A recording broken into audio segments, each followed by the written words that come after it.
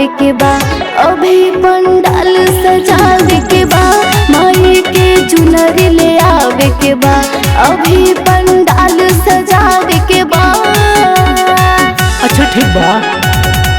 माई के चुनरी ले आवे के बा, पंडाल सजावे के बा।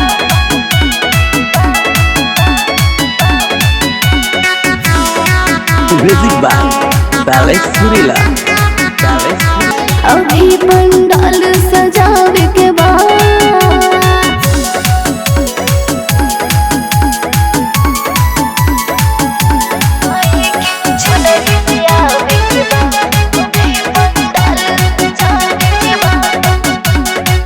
धूमधाम से मानिया से धनिया नवरातन, काहे से घरे अब की विक्रम भी बाटन।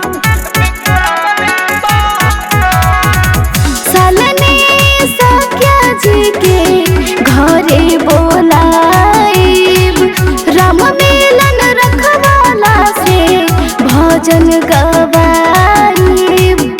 सुनो निखिल सूझ भैया के डीजे पर नचावे के बा बा बा। माई के मूर्ति ले आवे के बा, अभी पंडाल सजावे के बा, माई के मूर्ति ले आवे के बा, अभी पंडाल सजावे के बा। अरे ठीक बा, काहे परेशान बाड़ू हो।